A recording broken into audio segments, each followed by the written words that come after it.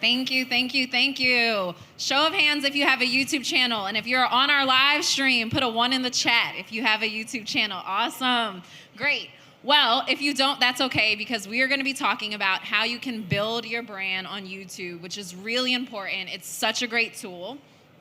And so I want to introduce myself. I'm Angelina Darrisaw. I have the privilege of being the National Grow with Google Digital Coach, and I've been a small business owner for 7 years, so thinking about how to build my brand, how to grow my audience is something that's always been important so I can keep getting new customers. So I'm excited to share with you some of the things that we have in store, like the fact that YouTube is a place where creators can build your brands. Really important to use this as a tool. And it's also a place where you can get discovered. So we're talking about monetization. Well, right now, shoppers, 70% of them are saying that they purchase a brand after they hear about it on YouTube. So a great opportunity to get discovered. It's also a place for you to build community. We're all about community. We crave community. We need it.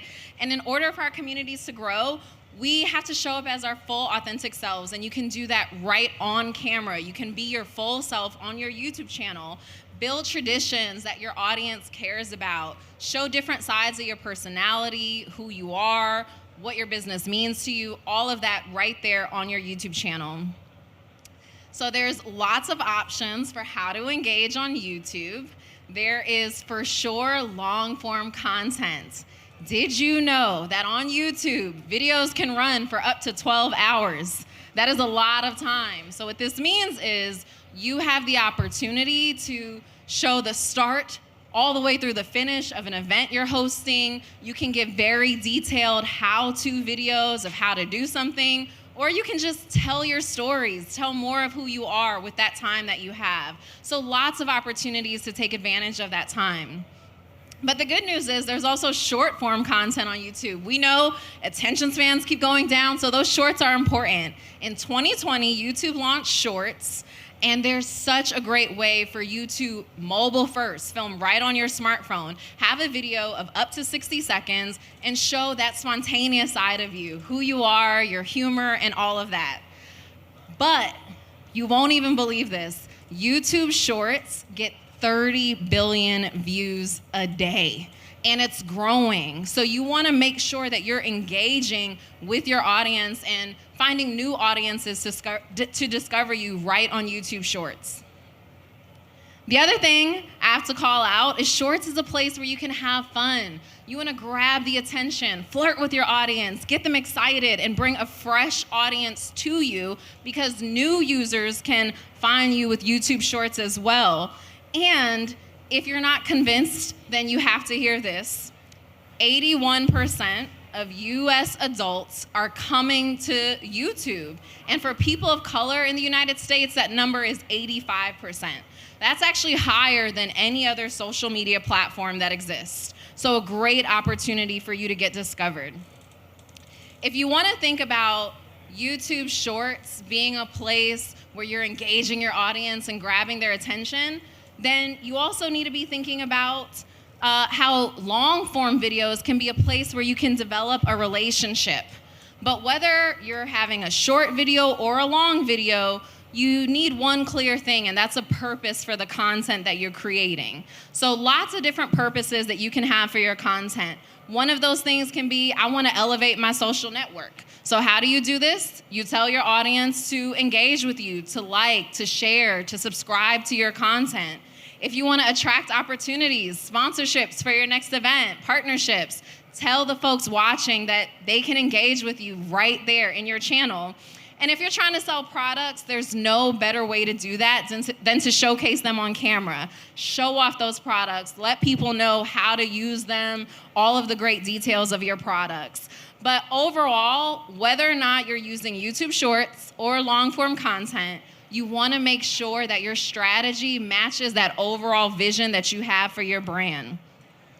And it's also important to think about how you're going to tell that story. So long form especially is an opportunity for you to have more shine. There's lots of different production techniques you can that you can use. You can film right on your smartphone, or you can use some of that creative side and do really deep really deep animation, production, a whole bunch of different tools that you can use. So you want to make sure you take care and check out some of those production techniques, voiceovers, animations, adding still images, all of that exists for your long form content.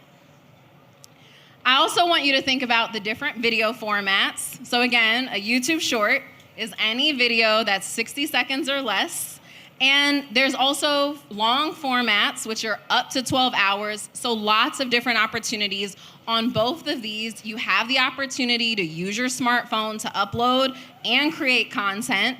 And the thing you want to keep in mind is if you're using shorts and you want folks who don't know who you are to discover you, make sure you use the hashtag shorts in your descriptions to get more people to discover your video on YouTube. And on that note, you want to add a title that people are going to search for. How to do X, or whatever you think is going to be engaging that folks will search for. You also want to make sure you're adding keywords to your description so people can find your videos when they're searching. Now, it's really important to think about building community, and you can build community right in the comments. So always make sure you have a call to action in your video. Tell people to like and subscribe, but you can also ask people for their reactions. Ask them for what you should title a product, or you should title something that's interesting to you.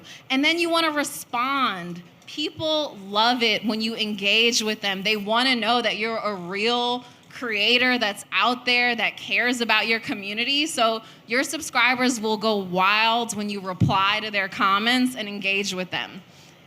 Bonus points for paying attention to them.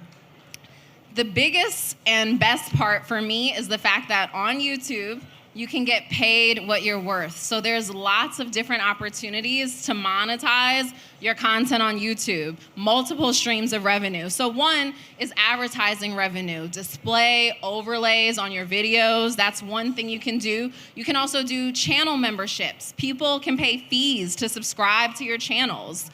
And they may want your brand in their household. So with a merch shelf, they can buy things right from you that represent your brand. There's also folks that are super fans that want to engage with having their comments highlighted in super chat, and they'll pay for that. And then finally, there's opportunities for premium revenue from subscribers who engage with YouTube Premium. So lots of opportunities. Now, in order to take advantage of that, though, you do have to be a part of the YouTube Partner Program. So to be a part, how do you get in? Well, it begins with living in a place where the partner program is available. So you do have to live in a region or a country where it's available. You have to make sure that you're abiding by YouTube's code of conduct, so no active community guideline strikes. You want to make sure that you have an engaged audience. You have to have at least 4,000 plus valid public watch hours in the last 12 months and a minimum of 1,000 subscribers. And to make sure you get paid, you also have to link an AdSense account. So you have to take advantage of those steps. But I have even more good news for you. Fresh news here. There will be new opportunities for monetization in 2023. So especially for shorts-focused content creators, they'll be able to apply to the program with 1,000 subscribers and over 10 million views on their shorts in the last 90 days. So this is going to be a new level of the YouTube Partner Program focused on those creators that do really well with short-form content. And there'll be lots of opportunities at this new access level. So the opportunity for some of those monetization pieces that I just spoke about, using and engaging super chat, super stickers, having those fan funding features. And then also for those creators who are building their audience, they'll have the opportunity to have access to a deeper YouTube catalog of music, which means they don't have to worry about the headache of licensing issues. So really excited about that. Now, how to apply, even if you're just getting started. So I saw lots of hands go up, hopefully lots of ones in the chats that you all have YouTube channels. If you're just getting started, it's all good if you don't meet the requirements yet. All you need to do is go to the Monetize area of your YouTube Studio account and click Notify Me when eligible. So when you are, YouTube will let you know. And so you can do this in the YouTube Studio app. It's a great, easy tool to help manage your YouTube channel, or in the web browser. And then I want you to focus on what you do best, which is creating. But ultimately, I want to let you know that YouTube is a tool for everybody. It's definitely a tool for you. You can produce all forms of content, build your brand, build your community, and earn revenue, and really make your mark on the culture. So I hope you feel excited. I hope I see everyone posting some content on their YouTube. I'm gonna go subscribe to all your channels. But first, I want you to hear from someone who does it really well. We have a YouTube creator and musician with us today, Desmond Dennis. So I will bring Desmond up. Hey, Desmond. Thank you. Hey, how you doing? So good. Really excited to hear about you. Have you all seen Desmond's YouTube channel? 6.8 million subscribers. Yeah. So Desmond, you have to tell us about your background. How did you get started on YouTube? So, funny story, I actually started my YouTube channel back in 2007. I was in 7th grade. And at the time, I was just trying to find my thing. I had a knack for, creating videos, and I wanted to just share them with the world. So I started uploading videos of me singing, just me doing sketch comedy skits with my friends. And then all of a sudden, I didn't see any traffic coming at all. So Wow. It took me a while. Honestly, I would say once I got into high school, which was around like 2012, I started creating, well, at the time I was actually signed. That's when I first signed my first record, my first deal.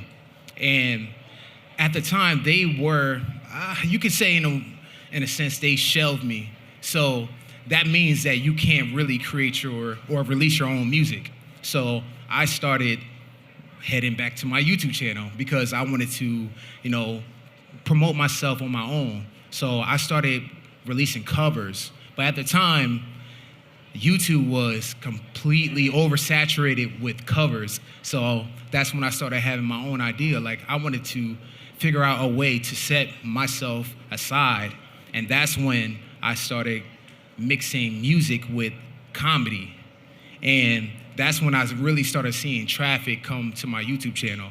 So it took a lot of consistency. And like you said, I'm almost at 7 million. Almost at 7 million. Yeah. Yeah. 2 key gems that I'm hearing there is, one, be patient with the process. It took time. It wasn't right when you started. No, not at all. And then also I'm hearing, if you're trying to break into a new industry, creating your content and owning who you are on YouTube is a great way to do that. Yeah, most definitely. So today we dropped a couple of gems about how to build your brand and your business on YouTube. Tell me a little bit about what percentage of your business you attribute to YouTube. I would say probably about 95, Wow. because like with what you were saying, there's so many different ways that you can make money off of YouTube. You have, number one, which is advertising. That's the most basic way, for YouTube to, just share, or I would say ads. Just place ads all over your videos across them. The second thing is definitely merchandise. With merchandise, when you do it through YouTube, they actually place the merchandise under all of your videos. So let's say even if you have, 1,000 people watch one of your videos, they're going to see, I would say first, if they like the video, they're going to be more compelled to, purchase your merchandise. Wow. So even with that, other opportunities start to come, especially memberships. Once they launch memberships, you'll be surprised how many people, that really like your content will, subscribe to one of your memberships. Yeah. And for me, that played a huge part. And then that allows you to have a more direct connection with your fans. So, like I said, maybe 95%. Well, the way your chain is blinding us, if 95% don't of your business comes from No. YouTube, then I need to get my channel really, really together. Okay, so how do you keep your content fresh? Because your videos are exciting. I watched a bunch. How do you keep it growing on the platform and keep it feeling fresh? Well, see, for me, I like to switch it up, because if you keep on doing the same thing, especially with what you said, people's attention span are so short. So if you're doing, although all of my content is the same niche, I try to just find new ways to reinvent myself. So a lot of long showers, a lot of drives, just to come up with a lot of different ideas. But the main thing I would say is you have to remember to have fun. Like there were so many times where I had writer's block and I couldn't figure out, or what to do next. And then I'm looking at other people and they're coming up with all these good ideas. And then I had to remember that, oh, you know what? The only reason why I'm doing this is because I have fun doing this. So once I stopped really focusing on the money aspect of it and remember that to just come back and stay true to myself, that's when the ideas started coming. So you just have to, also, you have to ask your fans. Yeah. YouTube allows so many different ways for you to do that. You have the community tab, which is like a Facebook similar type of wall where you can literally ask your fans any questions, or going live on YouTube. That's something that I do a lot. I go live and I literally ask my fans, what kind of content do you want me to do? And then I already know once I produce that content, they're going to watch it because they asked for it. So. Yeah, so the 2 gems I just have to call out here is being your authentic self. This is about your authenticity here. So this is what you can use YouTube for. And then secondly, making sure you're engaging your community is really important. So how are you approaching now short form content as well as your long form content on the platform? All right, so for short content, as soon as YouTube Shorts came out, I hopped on it. I looked at it as a marketing tool for my long form videos. And just to put it out there, I ended up in the first year that it came out, I was the 2nd top YouTube Shorts creator in the US. So it really was me just creating short versions of my long form videos. And once fans, you got to remember, like what you were saying, YouTube Shorts, there's 1 billion people that watch it, so 30 billion. Exactly. So with that being said, even if you get a fraction of that to like your short form videos, more than likely they're going to go to your channel. And as long as your short videos are very similar to your long form videos, they're going to subscribe to your channel. And that's how I jumped from 1 million subscribers all the way up to 7. Almost 7, yeah. Yeah. Well, I have to know then, because our time is coming to a close, what are your top 1 or 2 tips that you want to leave this audience with and our audience on YouTube to help them grow their brands using YouTube? All right, so like I said, the first one is definitely finding out what your niche is. All right, usually you don't want to overthink it. Your niche is usually something that comes to you naturally. For me, it was making people laugh. I thought for years it was me singing. I was trying to be this cool R&B guy, and I was like, you know what? That's keeping me complacent. I have to figure out what's true to me. So that's how I found out my niche, and you have to look inside yourself. What comes naturally to me, whether that's making other people feel good. It's not always going to be something as flashy as being a pop star. It might just be something simply, as putting a smile on people's face. So that's definitely my first tip, finding out your niche. The second one is remembering to be consistent. Without consistency, you're not going to build any type of following. So for me, I post literally every single day, which means I had to say no to my friends, hit me up, let's get drinks, let's party. I'm like, I can't, I gotta work. So that's the second thing, remember to be consistent. Consistency, being committed to it, love to hear it. Well, Desmond, thank you so much for all that you shared. Everyone, please make sure you go sign up and subscribe to Desmond's channel. Please. Thank you for having me. And get your own channel going. We want to see what you create. Make your mark on the culture. Thank you. No problem. feet.